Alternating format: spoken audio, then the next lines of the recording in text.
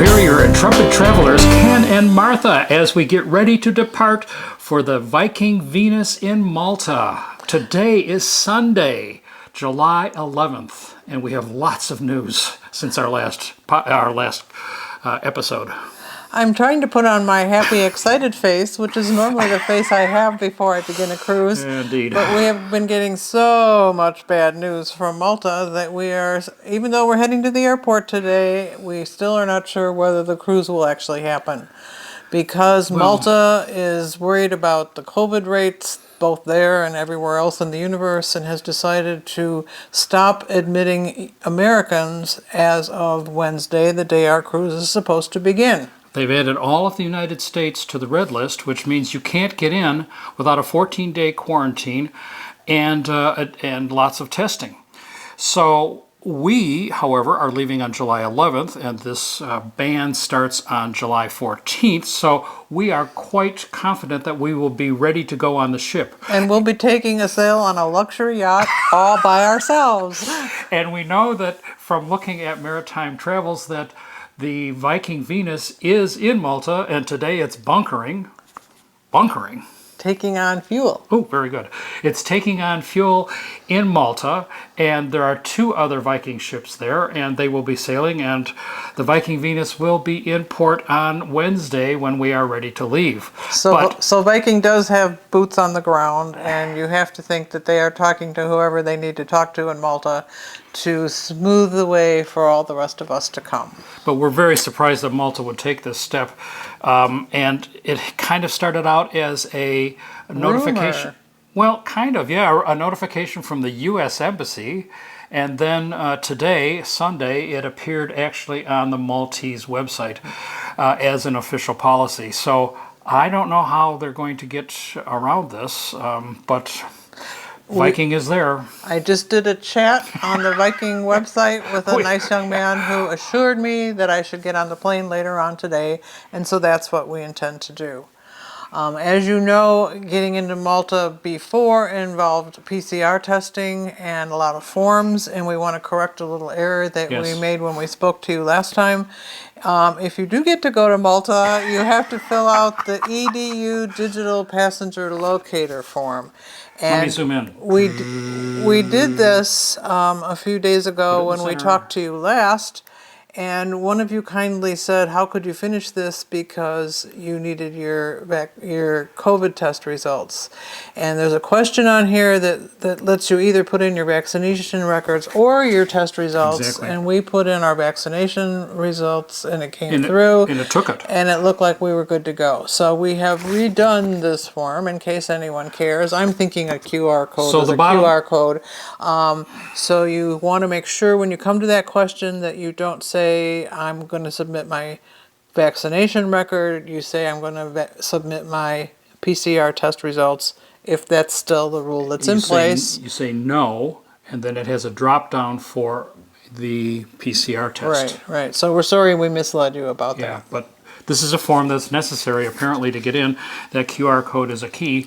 So we've got that ready to go. And of course we have had 3 PCR tests in the last 72 hours. We can't quite figure it out. Lufthansa says we have to have it within 48 hours in order to get to Munich, which is our transfer point. So we decided to get a very rapid PCR test, which we paid $100 each for, and we got that on Saturday afternoon. Yesterday, so that we would have the results within 48 hours, so we would have no trouble in Munich. Who knows whether we'll really need it. And then on Friday we took 2 tests just because they were both free. We took one from our doctor, and then we took one from a walk-in clinic. My philosophy of paperwork with bureaucrats is just to put all my papers on the counter and say, take what you need. So I've got multiple copies of all 3 of our tests. And of course we have it on our phone. We have it digitally. And you can download it. It's uploaded. We've done everything we can think of to impress the bureaucracy that we are indeed healthy and safe to admit. So we are about 3 hours away from leaving for the airport, and we will probably have another report in addition to this that we'll tack on once we get to the airport, because we have a few hours there and we may have a little bit of... Maybe. Yeah, we don't We know. could be standing in line for a few hours. You Or just maybe- don't know. And when I think about these poor airline people going through all this paperwork trying to figure out whether you're good to go or not, I can see where it could take a while to check in, no matter what they do.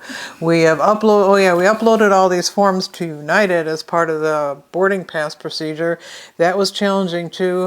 We got numerous emails back from them. I can't read your form. I don't know what you're talking about. And then within the last hour or so, we both got emails saying, You're good to go. you're good to go. So persistence pays off, I guess, and And trying don't to be read. overly anxious about getting it done because they have to They do have to things check on it at the their end, I airport guess. anyway. Yeah. Especially So- now. Yeah.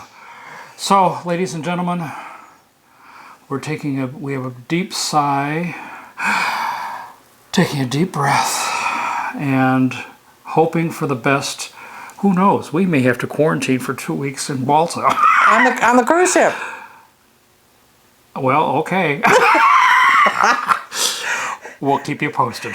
Let us know what you want to hear about. So here we are at the airport, at the United Lounge.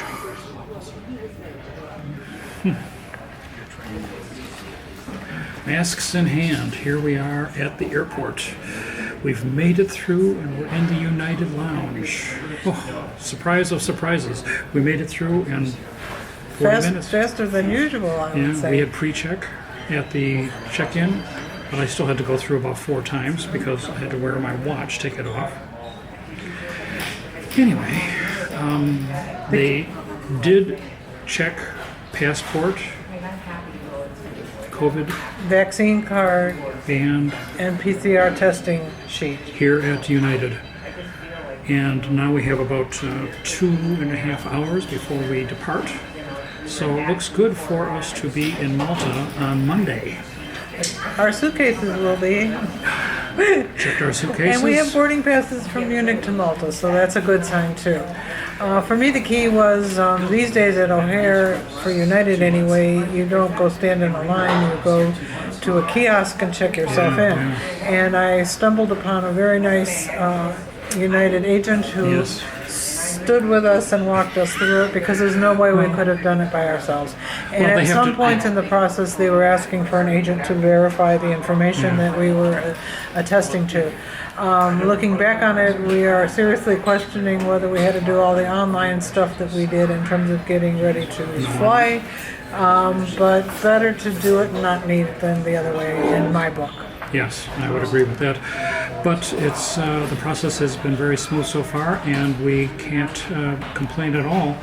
And here we are in the lounge, and we will have a little food and enjoy the Wi-Fi, and hopefully send this video up and put it up on our channel so that you can see it, and you'll know exactly what we're doing and what to expect. This should be up before we arrive in Malta, so we will have the next video after we arrive. We're still pretty fresh at the beginning of the flight. And I would say I'm feeling a little more relaxed than when I spoke to you last. Yeah, that's for a sure. good thing. That was at home. Yeah. Sorry if the video is not high quality, but we are on the road, and this Doing is the what best we we're can. doing the best we can. We want to keep you informed as to exactly what to expect when you do your Malta cruise in the next couple of months. Hope you get to. By the way, watch the continued part of the video because I have a nice section about luggage. Talk to you later. I'm back with a couple of tips that I thought you might like to know about how we pack for our cruises. You know, since the 50-pound weight limit that was imposed about 10 years ago has caused us real problems because suitcases are heavy. And since that time, we try to travel with just one suitcase, and you want to get as much as possible into the suitcase. So we have settled on duffel bags. But they're not just the ordinary duffel bags. These are actually from Costco. And they cost about $50. We go through one every 2 or 3 years. This one is currently unused, but it is very similar to the ones that we'll be bringing to Malta in hopefully in a couple days. So this suitcase has a couple of features that I think you want to look for. One is that it's very light. It only weighs about 4 pounds. But it has a stiff bottom layer. So this does not give. So you can put stuff in here that might be crushed otherwise. It has several pockets on the outside, which is nice, plus the fact that it opens wide like this, as you can see. And let's see, let's zoom in a little bit on this. And you can see that it opens wide with the straps in the middle here. But one of the other features that's really nice, I see some leftover sand that from a previous trip. Okay, so this suitcase has been used just a little bit, but this zipper opens between the two compartments. So it has a separate top compartment along with a separate bottom compartment. They can be separated with this zipper flap. This is very nice because when you go into a hotel, you can open it up like this, like it is, like this, and you can get at the stuff that's in the top without having to open the top. Likewise, when it is totally zipped up, as you can see here, so that it doesn't open in the middle, if you're just staying a night or two, as we are in Malta, you can just open the top and have your immediate needs right there and not have to worry about getting into the rest of the suitcase. So it allows you to have multiple uses out of the suitcase that you might not otherwise see. So 50 pounds, 4 pounds for the suitcase, 46 more pounds. This suitcase is more than adequate to hold at least 50 pounds, so it's not a matter of the size, even though it is a 32-incher. It is not a matter of size, it's a matter of the the weight. It's easy to put 50 pounds in here and still have space left over. I could probably put 70 pounds in here. And occasionally when we fly business, that is the case. But it, of course, has the rolling handle. It has a backpack strap on the bottom so that you can carry it as a backpack, although I don't really like to do that. And, of course, it has wheels which allow you to roll it. And that's, boy, what more can you ask for in a suitcase that only costs 50 bucks? I'll tell you, that's a real plus. But you got to have not just junk in there, leftover stuff. Pockets on both ends, and very nice clip straps. I always worry about the zippers breaking, so it has these the clip straps on the side so that it doesn't break open. So that's packing for us. We take this, and we'll be taking a carry-on, a fairly substantial carry-on, which of course has a spare set of clothes and has all sorts of other electronic gear, such as the camera that I'm using. All of that needs to go with us, but for our main suitcase, this will be it. And of course we try to cross pack so that in case one of our suitcases gets lost, we will have it. But for this trip, this will be it. We'll have 2 of these and 2 carry-ons.